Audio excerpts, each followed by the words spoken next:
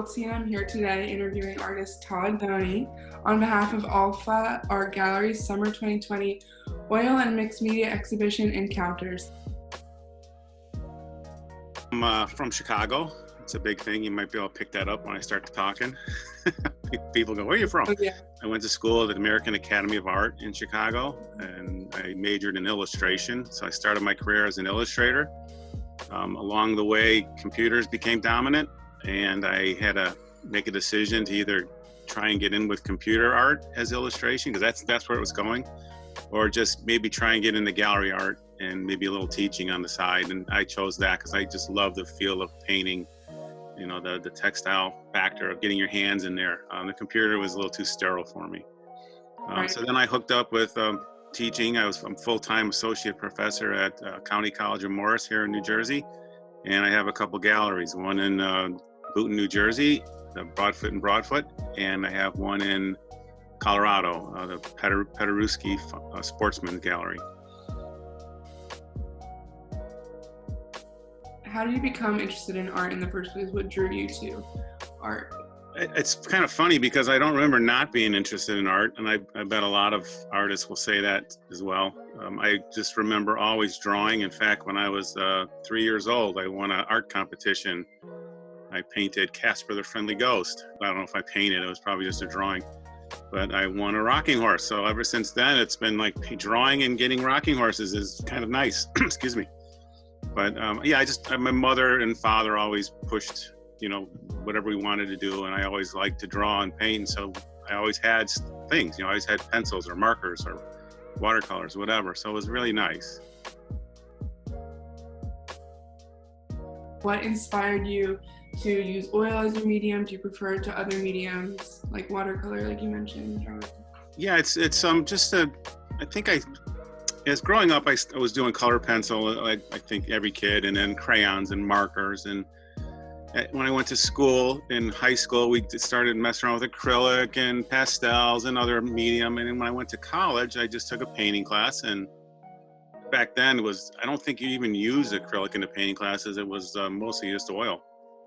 And so I got exposed to oil, and I actually liked the way it worked. You know, color is true. When I put a color down in watercolor or gouache or acrylic, sometimes it dries a little bit darker or lighter or whatever, and it's not as true. And oil tends to let me blend a little better, and I like that about it. I mean, I still love watercolor and gouache and acrylic. I like all those mediums, pastel, but I just sort of gravitated more towards the oil, those factors. It's true. You know, when I put a color down, it stays that color. Mm-hmm. So it makes the process go a little faster, less guessing. And then at the time, when I was in college, some of the big illustrators, which I was going for illustration, like Bernie Fuchs and Mark English and some of these guys, they were all using oils. And so I said, hey, it's good enough for them. You know, I'm going to try it. You know, Rockwell and Wyeth and Leyendecker, they all used oil too. So I just stuck with it.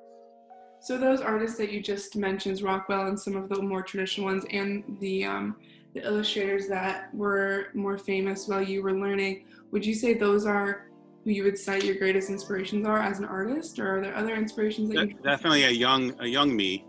Those were the guys. I came up in an era where like Basquiat is my same age. Oh, So wow. he went to art school and was in abstract expressionism, and to me that wasn't what I wanted. You know, I wanted to paint something that looked like what I wanted it to look like nature. Yet I do have a very impressionistic kind of thoughts in my head, because I'm thinking about color, and I'm not thinking about photorealism. I'm thinking about color and design, and you know, all that goes into even abstract painting. So I wanted my painting to look more like what I wanted, and at the time that was illustration. Mm-hmm. You know, you had in fine art, you had Schnabel and, you know, those guys, you know, Basquiat, and then in illustration, you had Bernie Fuchs, Bob Peak, Mark English, and so I just went with that camp. And that's really all it was. They were very much my inspiration. Do you feel like if you were an emerging artist today, that there would be certain artists, contemporary artists, that you would draw your inspiration from, that you feel like maybe your style aligns with now? But his name is Jeremy Mann, and I just love his work. I mean, I look at that and I go, if I was coming up now, this is what I want to do. Yeah. And there's a few other guys that are like that. He's one that pops out in particular, and it just burns me that he's younger than me, but I let that go. Also, I think if I was coming up today, I might think about getting into animation. My son is an animator. He just graduated about 3 years ago, and he's loving it. He's got a full-time job in the city, and he's doing wonderful things. So I wonder, maybe that's the route I might have gone today. A lot of your paintings are inspired by the wildlife refuge that you live in. So besides that specific part of nature, how do you typically choose the subjects for your paintings? When I was going for my master's degree, which was about 15 years ago, I decided to go back to school and get my master's. And I had always been attracted to nature in my illustration work. A lot of times when I would do an illustration, backgrounds almost became more important than the figures, the subject matter. So I was sort of gravitating towards nature anyway. But when I was going for my master's degree, this is around 2000, my professor saying, what's important to you? What do you want to do? And then I started saying I love nature. And they said, well, what nature? And I said, well, I live by the Great Swamp. It's right here in my backyard. I mean, it's like right through those windows. And I said, well, I've always heard that saying that you should paint what you know. And I go out in the Great Swamp all the time with my kids and my dogs and my wife, and we would go out and take hikes. And I said, well, I know where I live. It's the Great Swamp. My teachers encouraged me at that time to just, paint, what you know. And so then it sort of fell into place. And then I read about the history of the Great Swamp and how it was supposed to be, I guess it was earmarked to be a airport. Society came in, the Great Swamp Society, they saved it. And so now I kind of think about painting this in a way that, hey, I'm showing people what they saved. This could have all been gone. Wow. It's here. And that's sort of why I title my paintings by dates, because, that scene was there and it could be gone the next time you go and look, the next date or the next time. Sort of like, was it Heraclides that said, you only step into the same stream once because it's always moving, sort of. So that's sort of my premise there. Is there anything about that specific landscape that makes it so inspiring for you as an artist? Well, I love water. There's plenty of water out there. And I love trees. It's sort of like the marriage between lots of dry and wet areas. I forget who said this about Venice, but they said it's a city, but it's a waterscape. It's at the same time. And I love Venice too, by the way. If I lived there, I'd be painting Venice.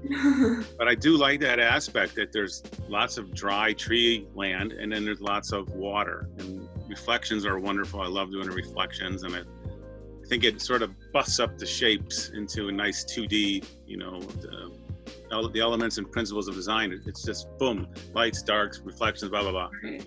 That's what I love about it. In fact, I did a couple of illustrations back when I was still working, and one of them was from South Carolina and one of them was Florida, and they were travel books. The art director wanted sort of like a swampy scene, so I just went out in my backyard and took photos. And in the one in Florida, I just threw a palm tree, and the one in South Carolina, I just put a boat in it. But really, if you see those books, it's Jersey.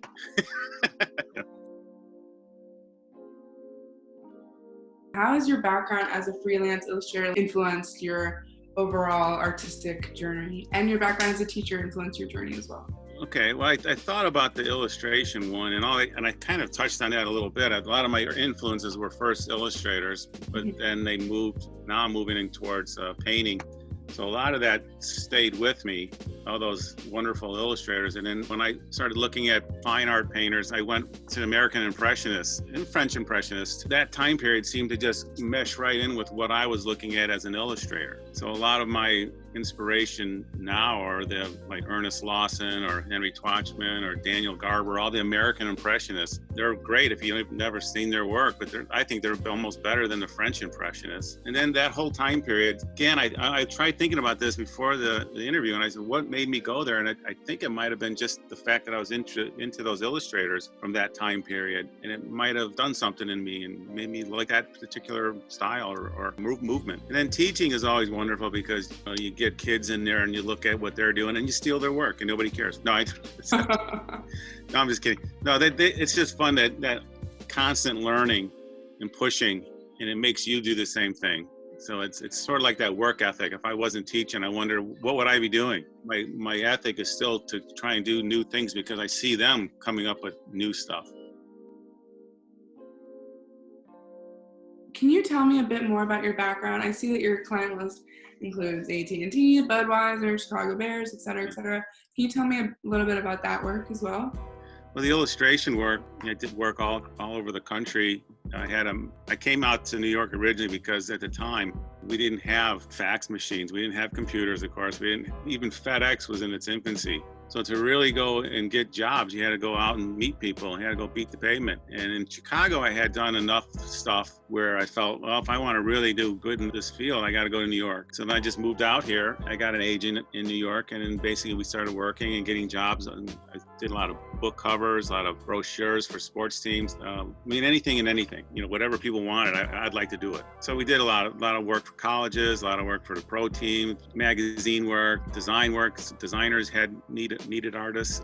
Unfortunately, when the computer came along, that sort of wrecked a lot of that. That's when I said, well, if I want to keep painting, I got to get into another field. I still did a little illustration, but I said, I'm going to go into gallery work and teaching. And it worked out.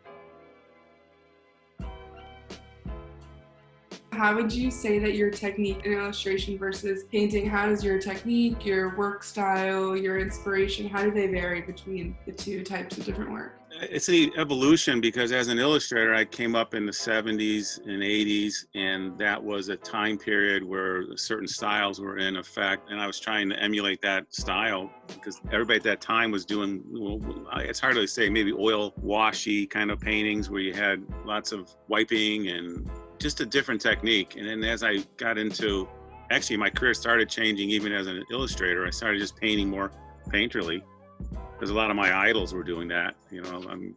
All the people I mentioned, plus like George Innes and some of these other guys. And so I started moving that way. And then as a fine artist, I, definitely have moved more painterly. And then I'm starting to paint on linen. I change the surface. So you get all these little tiny little changes, and it is what you are what you are then. So you tell people, I need a style. Well, you are the style. Just start painting, and then as you move, you do change. Your style changes, and you become more you. So a lot of people will see my stuff, and they'll say, "Hey, that looks like Todd Doney," and they'll call me. Was this your thing? And I go, "Oh yeah." Oh, so wow. That's kind of nice that people can kind of pick out your work.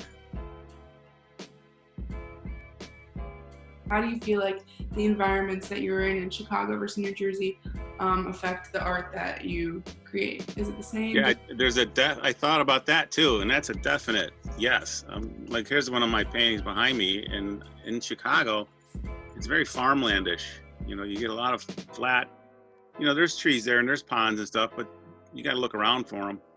In Jersey, it just seems, believe it or not, I love Jersey. People badmouth it and say wet exit. And I love Jersey. It's so many rolling hills and beautiful areas. You have the ocean over here, you got mountains over there. This is a beautiful area. And I know my work has influence, especially what I'm doing right now. We don't have swamps in Chicago. We might, but I never found any. Definitely, I'm influenced by what I'm seeing here. When I look at what I'm doing, I see it, I know it. I've seen this a million times. This lighting might be a little different, or I might crop in on something a little different, but it's definitely familiar. I imagine if I retire and move up to Maine or something, I'm going to be painting Winslow Homer paintings, doing seascapes, because that's what I'm seeing every day. And I definitely believe that. I don't know how you could paint something if you're not there. As I mentioned, some of the artists, like the Jeremy Mann, he does a lot of city scenes, and I imagine he lives in the city. I'd be shocked to find out if he didn't. So I think that's part of an artist too, is that your environment it has to come in and affect the way you paint. How has your technique remained consistent throughout your whole career? Well, it really hasn't. It evolves, as I said. Even when I started doing these paintings, I was a little bit looser and a little bit more paint running. I notice I'm not doing that as much, and maybe I'll go back to it. But right now I'm just sort of painting, more globby. I'm starting to use palette knives, So I saw that from some artists was working and they used the palette. And I go, oh, good idea. Why didn't I think of that? So there's always, and again, maybe that's with the teaching, you know, you see kids doing stuff and you go, oh, I should try that. But you do. And so then you start to evolve. I don't mind. If someone says, wow, that's not like what it was 10 years ago, I say, okay, good. You want one of those paintings, go look around. There might be one around somewhere. Out of all of these experiences that you've had, what do you think has been the greatest source of inspiration for you as an artist throughout your whole journey? Greatest inspiration is looking at other artists. Something got me into it, you know, whether it was Casper or Monet. I mean, there's something in my head when I looked at something, another painting, made me go, wow, I'd like to do that. Now, obviously, as a little kid, you're not thinking that, but I did draw comic books when I was a kid, and I must have said, I would like to draw comic books, because I used to draw those all the time. Anything that I was doing when I was younger, I wasn't just, you know, coming up and saying, I want to be an artist. I was looking at something and saying, I'd like to, you know, draw that or be that, or, you know, so it's just from looking, I think, looking at other art. I still do it. You know, I see something great and I go, I got to do that. I mean, I had a show at the Morris Museum, which was great. It was a solo show a few years back. So I'm thinking I'd like to get another one of those going. I mean, I've had solo shows at galleries all over the place, and that's fun. I would love to get back into a museum. That would be probably one of my next goals, is to hook up with some museum and try and do something. Other than that, then maybe retire and so I could paint.